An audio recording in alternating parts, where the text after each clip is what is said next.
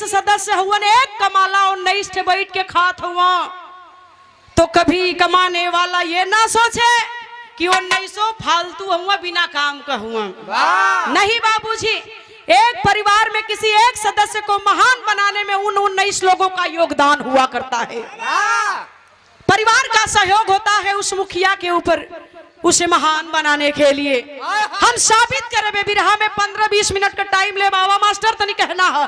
बिरहा का शीर्षक मिली त्याग। क्या होता है त्याग? कहना है वह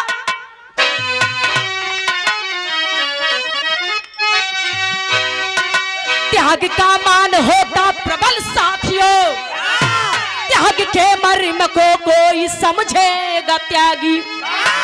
त्याग बलिदान लाखों जहां में हुए, कुछ सराहे गए कुछ को कहते हैं बागी। त्याग जो भी किया वो अमर हो गया है, लुटाया समूल पर लगाया न दागी। त्याग के मूर्तियों की कहानी सुने, सिया राम एक रात को बाजी लगी।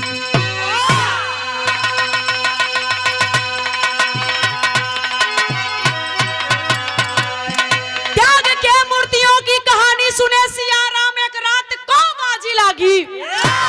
कहाँ बाजी लगल, कब लगल, कैसे लगल? एक लाइन कव्वाली मास्टर ला।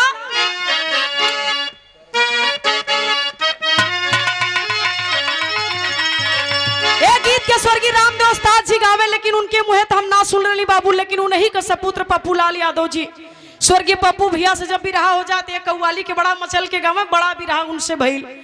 भैया जब महुआ चैनल में हमन के ले गईला बड़े भैया विजयलाल यादव जी, तब पप्पू भैया से ही हमार दो मुकाबला रहे, जब गावे के एकदम सहूर ना रहे। का गावले रहो मास्टर आवा? मार वीरेंद्र इहे गावे, अरे करबला चलो हो, अरे करबला चलो चलो।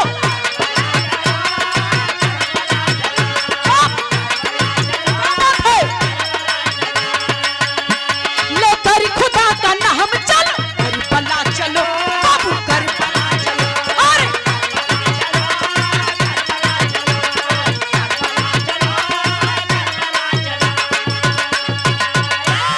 अब यही से मेरे बिरहा का कहानी शुरू होती है। का भैया अवधि में रात को हो, अवधि में रात को, अवधि में रात को हो,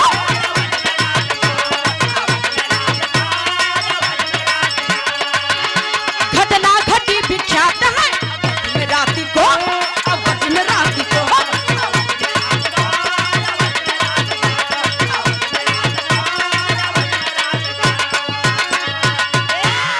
अवध में रात को, अवध में रात को, घटना घटी विख्यात है अवध में रात को। हम यह बताओ थी कि मर्यादा पुरुषोत्तम श्री रामचंद्र हमारे आपके जैसा एक इंसान होकर के धरती दुनिया में अइलन, लेकिन भगवान बन के गइलन। उन्हें भगवान बनाओ में केकर योगदान रहल, यही से कहानी शुरू होती है। आजा कहना है सिया लखन के संगे वन में रहे रघुरैया, बेचैन रात में उठी है कौशल्या मैया। खनकती पायल की आवाज छत से आई है, देखो तो कौन है दाई को छत पठाई है। देखती दाई तो छत पे मिली है सुत कीर्ति, पूछती सास तो बताने लगी कुल कीर्ति। गौर करेंगे भगवान राम के जंगल गईले 12 बरस 13 बरस से ज्यादा बीत गयल। इधर अयोध्या में एक रात सब लोग अपने अपने शयन कक्ष में सूतल हुआ, रात आधी से ज्यादा गईल। कौशल्या के कान में पायल के खनक का आवाज गई। कौशल्या उठली, आवाज पायल का कहाँ से आवत लगली अखने ना समझ में आयल, तो दाई के बोला के कली तनी देख तो पता लगाओ पायल के कर बजा तो कहाँ से ये आवाज आवत है। महल का दाई जब पता लगावत लगाओ छतवा पर पहुंच महल के, तो जाके देखे तो छत के महल के छत पर सबसे छोटकी पतो शत्रुघ्न का दुल्हन स्वीतकीर्ति छतवा पर टहरत रहली हो। आई के कौशल्या से कलश की महारानी साहेबा, आपकी सबसे छोटी बहू स्वीतकीर्ति छत पर टहल रही है और उसी के पायल की खनक आपके कान तक पहुंच गई है। स्वीतकीर्ति इतनी रात का छतवा पर का करत थी? तुरंत पहुंचली कौशल्या स्वीतकीर्ति के लगे छत पर। तब भैल का विराह में एक लड़कन वाली गीत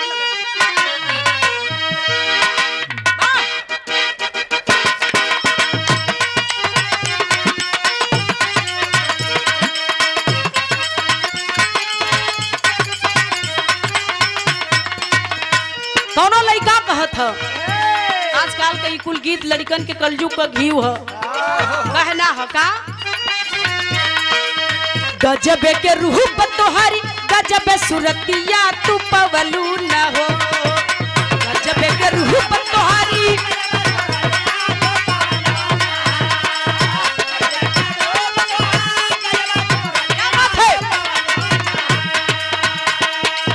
गजबे के रूह बतोहारी गजबे सुरतिया तू पवलू न हो। गोरी सबके दीवाना बनवलू न हो। गोरी सबके दीवाना बनवलू न हो।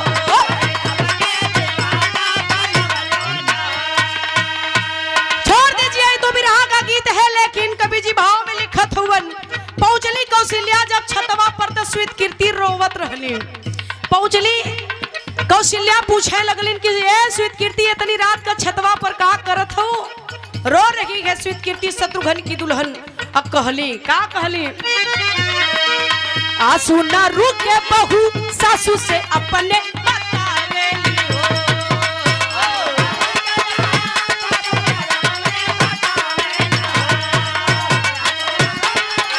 क्या बात है? आंसू ना रुके बहू सासू से अपने बतावेली हो। काई तू हमसे बतावेली हो। माई काई तू हमसे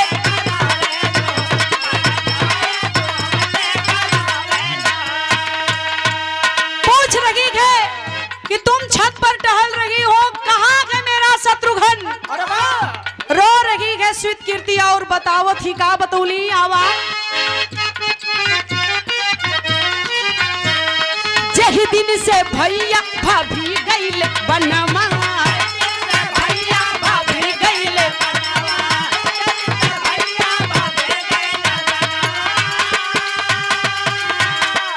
वही दिन से घरे न अइले सजनवा। भैया क्या बात है?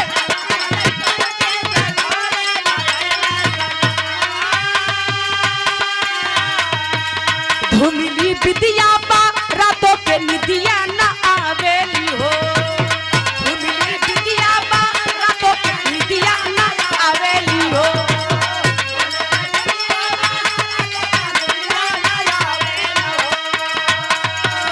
धुमिली विद्या बा रातों के निदिया न आवेली हो। माई काई तू हमसे कहावेली हो।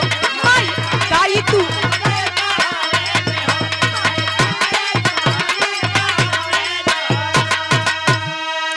स्वीतकीर्ति के आंख से झरझर झरझर आंस चले लगल। बाबू कहलिन कि ये माई एक पत्नी के लिए से बड़ा दर्द का हो सकला जेकर पति आज 12-13 बरस का दिन बीत गल मुंह ना देखली। का हो खलिन की जौने दिन से भैया भाभी जंगल गईलन माई वही दिन से हमार स्वामी महल त्याग देहलन। आखिर हो कहाँ? कौशल्या रोवे लगलिन। कलिन आखिर मेरा बेटा कहाँ है स्वीतकीर्ति? कलिन की वह नंदी ग्राम जहाँ भरत भैया महल त्याग करके जाए कि 1 फीट जमीन से नीचे गढ़ा में कुछ कयासन बना के लेटल हुवन, वही जहाँ हमार स्वामी जाग के पहरेदारी करत हुवन। आय हाय हाय बाबू, इतनी बात कौशल्या के जिसे मालूम पड़ल कि आग लेस तेलेस तुरंत पालकी मंगौलिन। अब पतोहिया के लेके पहुंचल हुन। मास्टर यहाँ गीत बदल गिला वहाँ कहाँ गए?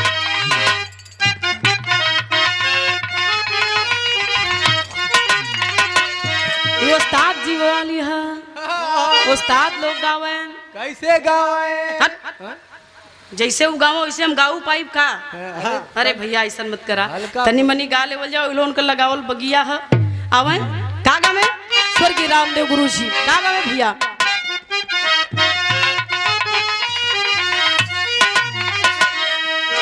गोरिया मुश्किल भजीना तेरी गली में, गोरिया मुश्किल भजीना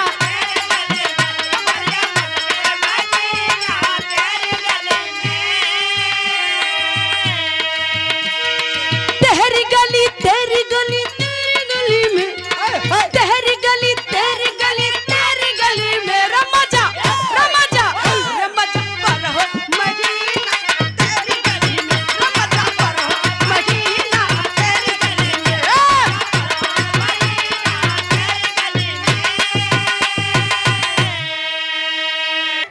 कहना है ये तो स्वर्गीय रामदेव गुरु जी गावे, लेकिन यही गीतिया के स्वर्गीय बुल्लू उस्ताद जी गावे मास्टर। आय हाय कैसे हो? ले निकला कोल्हू से पीना, अरे दिया हो बुढ़ऊ। चल गल का निकला कोल्हू से पीना तेरी गली में, निकला कोल्हू से पीना तेरी गली में,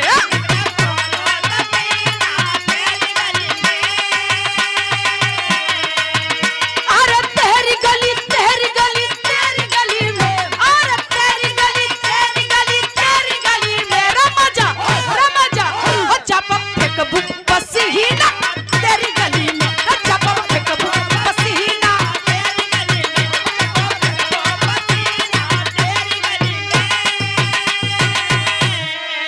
गौर करेंगे। कौशल्या कहली कि अरे 14 बरस बीतने वाला अभी आया नहीं, चल तुरंत कौशल्या स्वीकृति के लेके चलल है ना मास्टर भाव पहली कौशल्या रानी चला चली ना, बोली कौशल्या रानी चला चली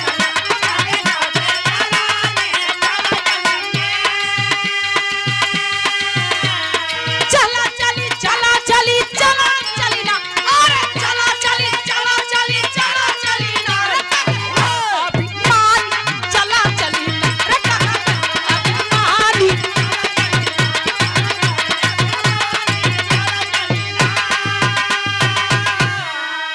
तुरंत पालकी में अपनी बहू स्वीकृति को बैठा दिया, कौशल्या नंदी ग्राम के लिए रवाना हो गई। आज जब वहां गई तो वहां का नजारा का देखा थी मास्टर।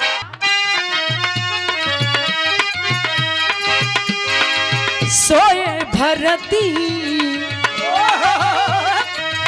कहना है का, सोए भरती शत्रुघ्न बने प्रहरी,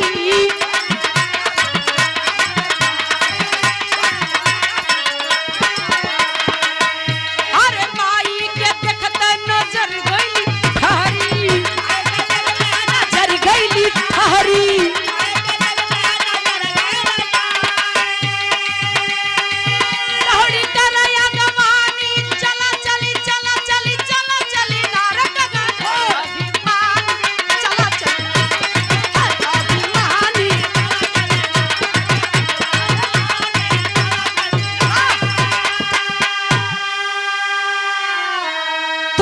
कौशल्या नंदी ग्राम में पहुंचली तो भरत सूतल हुआ, वही शत्रुघ्न खड़ा होकर के पहरेदारी करत हुए बेनिया डोलावत हुआ। आय हाय हाय बाबू, कौशल्या माई के करे जवाब में मालूम पड़ल कि जैसे पाड़ लेसते लेस खलिन के रे शत्रुघ्न महल को छोड़ करके अपनी पत्नी को छोड़ करके तू यहाँ आकर के भरत की पहरेदारी सेवादारी कर रहा है, क्या तेरा यही फर्ज है, यही कर्तव्य है और तेरा इसके अलावा कोई और कर्तव्य नहीं है? हे बाबू जब इतनी बतिया कहली कौशल्या, एक बात और कहली, का कहली तई तेरी लगा, अरे ललनवा नाही आइला घरवा, अरे ललनवा नाही आइला घरवा, तोहरे याद में रोवे स्वीकृति जननवा, अरे जननवा, अरे जननवा, ललनवा नाही आइला घरवा, तोहरे याद में रोवे स्वीकृति कीर्ति जननवा ललनवा नाही अइला घरवा। गौर करेंगे बाबूजी, इतनी बतिया जब कौशल्या कहली, आय हाय हाय, शत्रुघ्न कहलन की माई अगर तुहार बात पूरी हो गई हो कि हमार वह फर्ज है कि हम महल में काहे अपने दुल्हन के साथे ना रहली, काहे हमा के नंदीग्राम में भरत भैया का पहरेदारी करत हैला, यही दुख है माँ तुझे ना। तो ये शत्रुघ्न तुझसे दो बात कहना चाहता कि माँ क्या मुझे आदेश है। बारे शत्रुघ्न उस माँ कौशल्या को शत्रुघ्न कितनी ऊंची बात जवाब दिलन बाबू। गौर करेंगे बाबूजी, यहाँ शत्रुघ्न कहलन का तनी लगावा माँ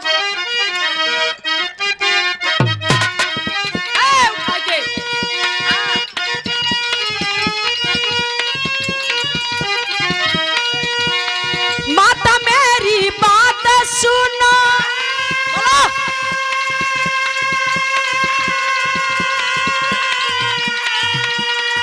श्री रामचंद्र अनुरागी है,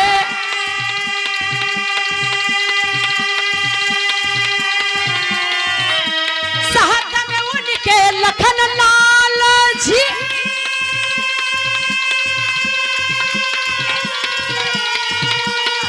और बहुत बड़े बैरागी है।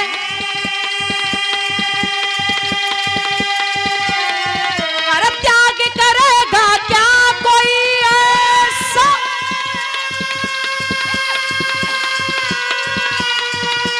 भरत लाल जो त्यागी है।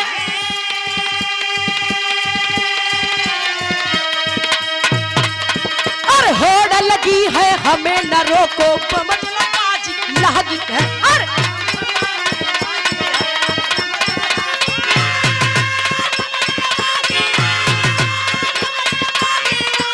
भैया जी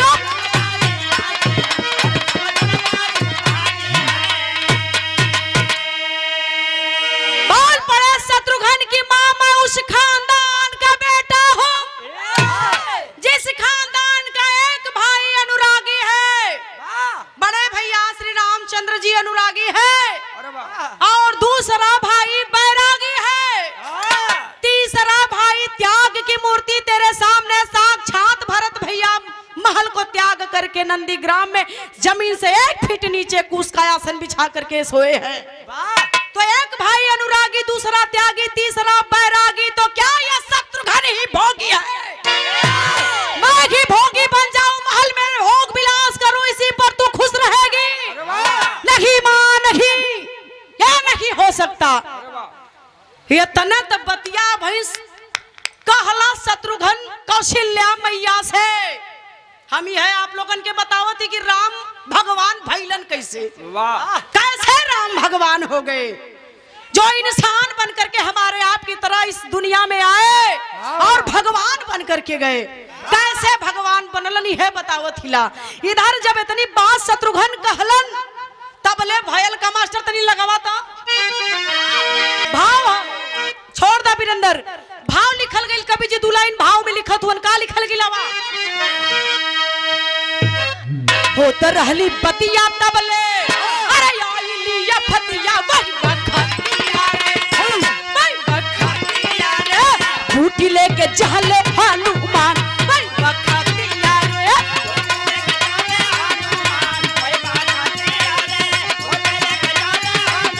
क्या बात है?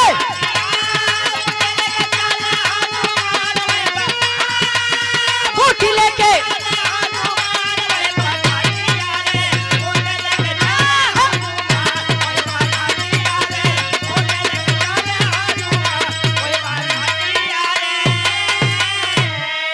भरत सोच मनवा होई है, अरे जंगल में बिरनवा खिंच के चल है दिहल पान, खिंच के चलाई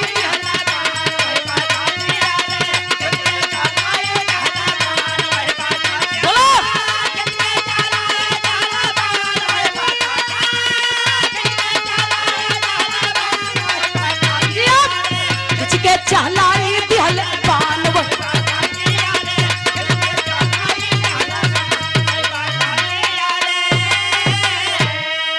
धवलागिरी समेत गिरले, धवलागिरी समेत गिरले, अरे अंजनी ललनमा वही बखतिया रे, वही बखतिया रे, राम राम रहटे श्री माँ, वही बखतिया रे, राम राम रहटे श्री। क्या बात है?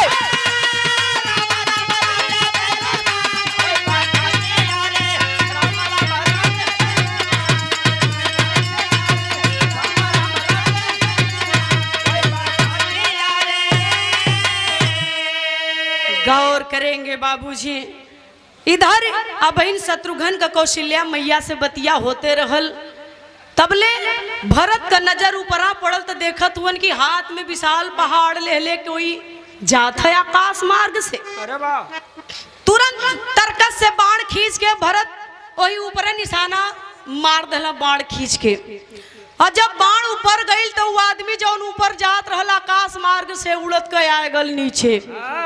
जब नीचे आ गल राम राम श्री राम रटे लगल, सोचे लगल भरत की अरे हमारे भैया का नाम ले वाला के हुआ? अरे वाह, कल राम भक्त हनुमान हैला, कल हम उन्हीं के भाई भरत मैया कौशल्या शत्रुघ्न उन्हीं के परिवार खड़ा। हनुमान इस संजीवनी सॉरी ये पहाड़ विशाल पर्वत लेके कहाँ जात हुआ? का बात है? कौशल्या गली जंगल में मार बेटवा पतो ठीक ठाक था हुआ। जब इतना बतिया कौशल्या मैया कहलिन हो पंचो, हनुमान के आंख से झरझर झरझर आंस चले लगल। खल ये माई कौशल्या पूछते हो कि जंगल में ठीक ठाक हुवन तो हम आपके बता दे। तनी ध्यान दिया का कहलन मास्टर हनुमान आवाज।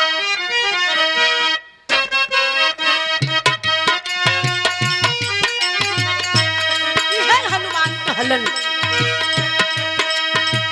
कौशल्या माई सुना भरत भाई सुना, भरत भाई सुना, बहटया शुभ समाचार जी। सीता रावण ले गईले यही से रन हो भइले, यही से रन हो भइले, मरले महेंद्रजीत का दहार जी। लागल लखन के छाती, लागल लखन के छाती, रोव राम छछो पाती, रोव राम छछो पाती, राती राती होई उपचार जी। रोवल हनुमानी लागे ना बच है प्राण, लागे ना बच है प्राण, होई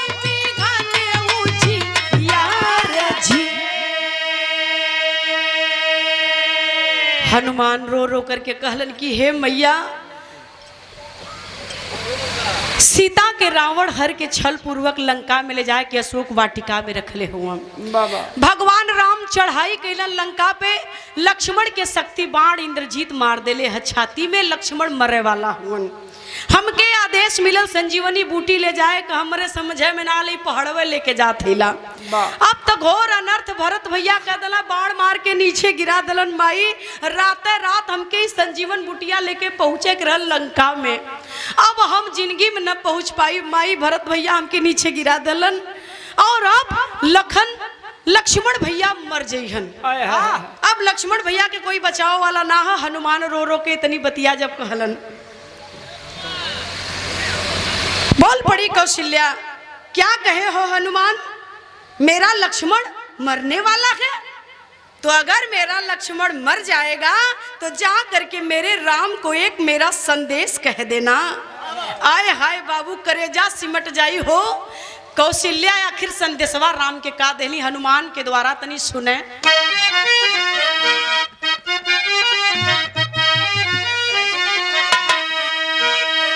अरे कौशल्या कपी से कहे, अरे कौशल्या कपी से कहे, लगलिते ही छलवा रामा।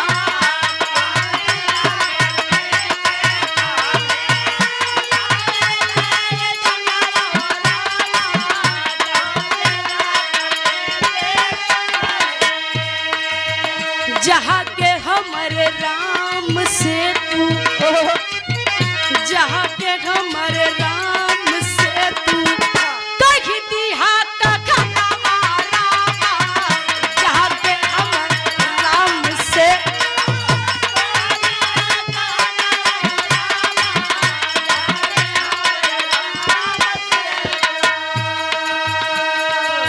रो करके कौशल्या ने कहा कि यही संदेश मेरा राम से कहना। का संदेश है?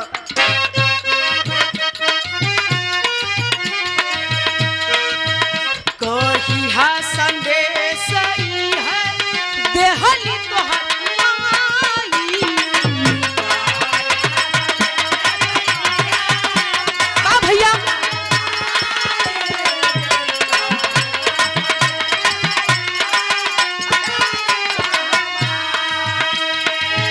बिना लक्ष्मण के हम के मुँह ना देखाई हो, मुँह ना देखाई। बिना लक्ष्मण के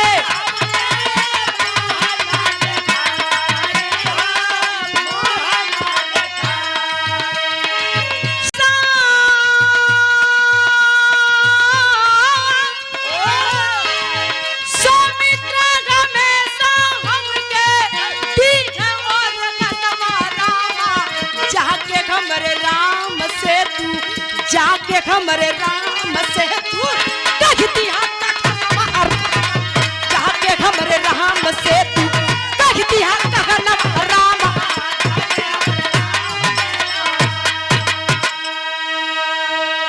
बोल पड़ी कौशल्या मैया कलिन के 14 बरस का वनवास मेरे राम को हुआ था, लक्ष्मण को नहीं।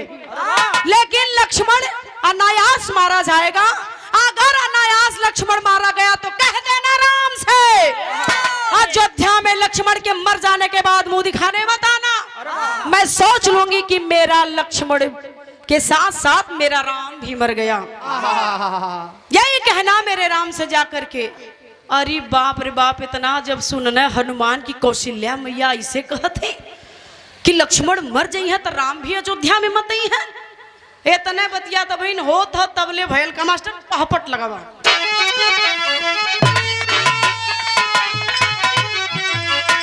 तो सुना सुमित्रा बोल पड़ी, अरे कबीराई जाके कही दिया दुई बेटवन का कही लाल हमाई जाके कही दिया।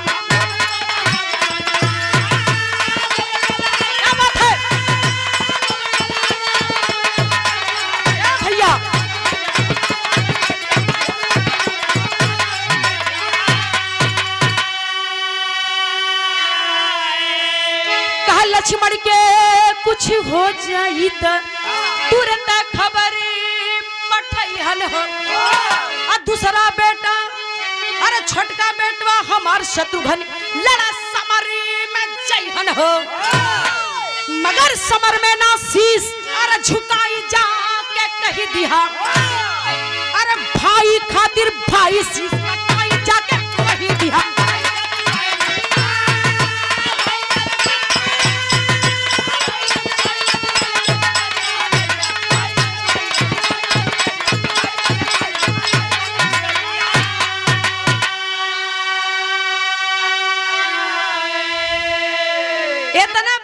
कौशल्या का हनुमान से राम के लेके लक्ष्मण के लेके होत रहल। तबले उनकर दूसर की मतारी सुमित्रा आई गेली। सुमित्रा जब कौशल्या के बतिया हनुमान से कहत तो सुनली, आड़े लेके गईली। ले जाके कोरे हनुमान से कहली कि ए हनुमान, जवन दीदी कौशल्या संदेश राम के कहली है देव बदे तोहसे, ई संदेश हमरे राम से मत दिहा। हम बतावत थी कि राम से का संदेश देवे के है। आय हाय हाय बाबू, बारे सुमित्रा का संदेश देली मास्टर।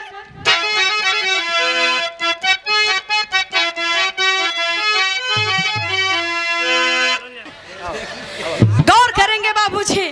सुमित्रा कहली हनुमान से, एक और ले जाके आड़े में कहली कि सुना संदेश हमार जाके दिया, हमरे राम से कह दिया हनुमान कि अगर लक्ष्मण उस समर में उस लंका की लड़ाई में मारा जाएगा तो कह देना मेरे राम से ये दीदी का संदेश नहीं, मेरा संदेश कहना कि ये सुमित्रा 2 बेटों की माँ है। लक्ष्मण अगर मर जाएगा तो ये सुमित्रा तुरंत देर नहीं करेगी, शत्रुघ्न को भेजेगी लंका की लड़ाई में। लेकिन उस अहंकारी नीच पापी रावण के सामने कह देना मेरे राम से सर मत झुकाएगा, ये सुमित्रा बर्दाश्त नहीं कर पाएगी। मैं तुरंत अपने दूसरे बेटे शत्रुघ्न को भेजूंगी नीच पापी अत्याचारी का वध करने के लिए। ई बतिया सुमित्रा हनुमान के कहली की जाए कि है हमरे राम से संदेश दिया। अब ने इतना बतिया सुमित्रा कहत है, अब तब ले आयल के अल्लाह लगाओ मास्टर।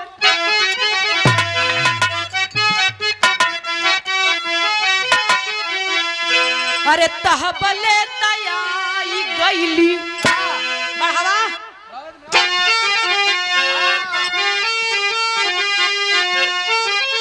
अरे तहबले तयाई गईली कह के मतरिया पंचो, तहबले तयाई गईली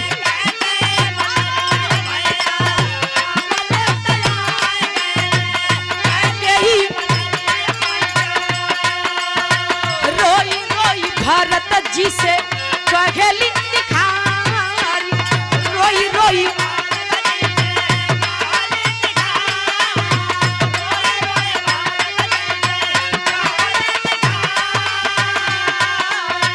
दूधवा कल्लाजी आजी, दूधवा कल्लाजी आजी हमारे बचाला बेटा, कल्लाजी आजी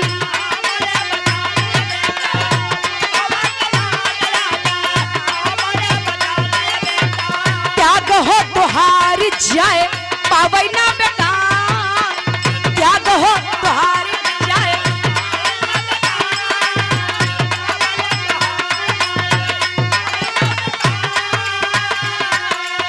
धवलगिर समेत कपि के तीर पर बिठा के बाबू,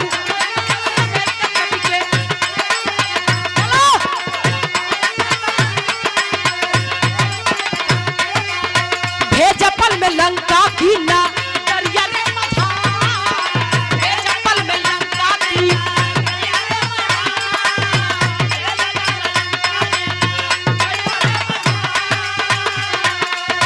माई का बचनिया सुन के, माई का बचनिया सुन के भरत वीर ज्ञानिया बाबू, माई का बचनिया सुन के भरत वीर ज्ञानिया बाबू। हनुमान लैया हो कैला तैया,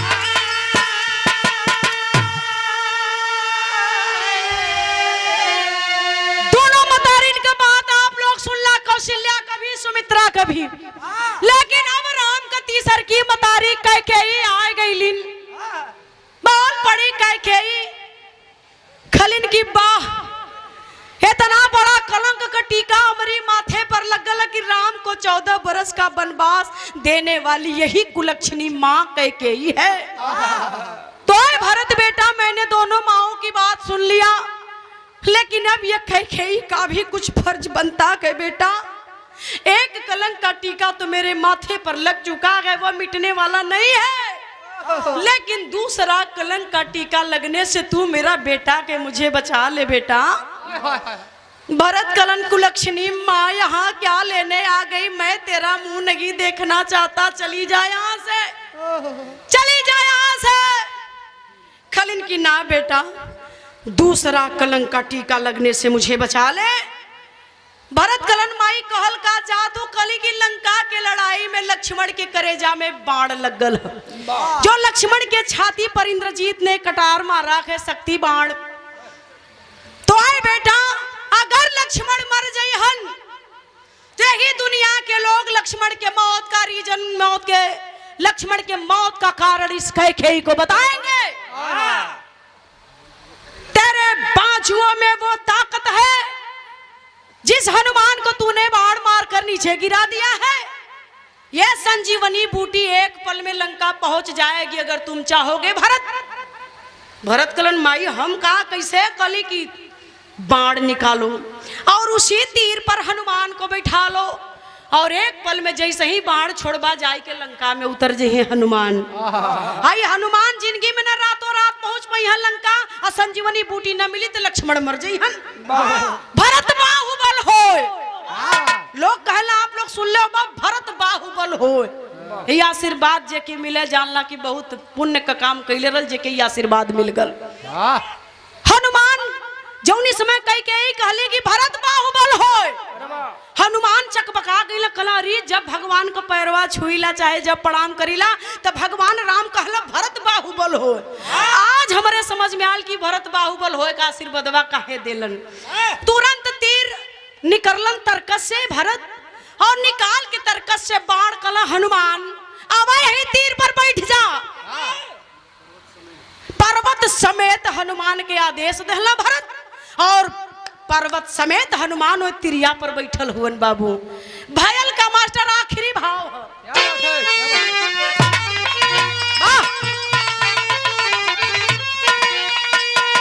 तो बैठा तीर ऊपर, तो बैठा तीर ऊपर भरत जी करे लजाबरी, तो हंसली उर्मिला गुजरिया ठठा के ओ भारी।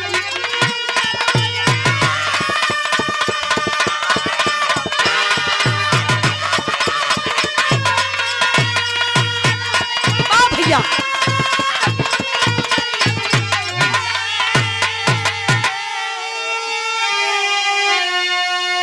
घोर आश्चर्य हुआ उस महफिल के अंदर। जैसे कि हनुमान तिरिया पर बैठला बगले में लक्ष्मण का पत्नी उर्मिला खड़ी रहली। आज जैसे ही हनुमान वो भरत के तिरिया पर बैठत हुन उर्मिला ठट्ठा मार के हंसा लगली। हनुमान कहलन कि ओ हो एक बात कहत हूँ। हनुमान का कहत लाता अरे कहला हनुमान प्राणी पति के बाभर में अरे तपटा हंसी काहे करत बाड़ू घर में।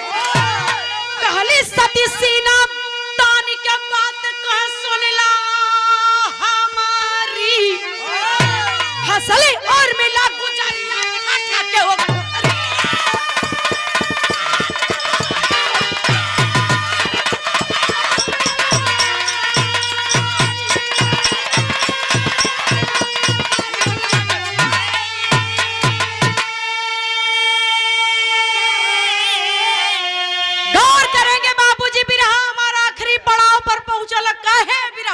गौली है।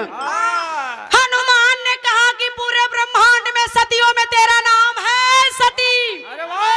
अरे देवी मैंने सुना है कि तू सती है। अरे जिसके पति का प्राण संकट में है मरने वाला हो उसकी पत्नी ठट्ठा मार के हंस रही है।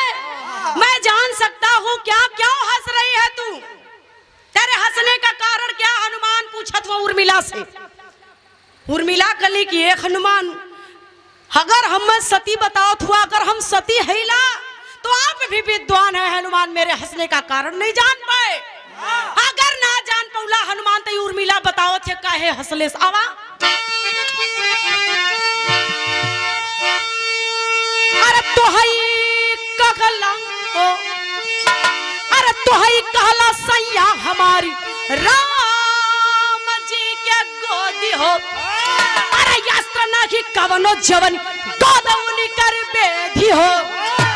लीला धारी हम लीला कई गई है अपने वापस नागरी।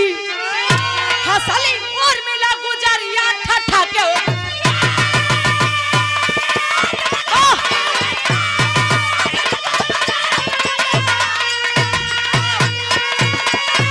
भैया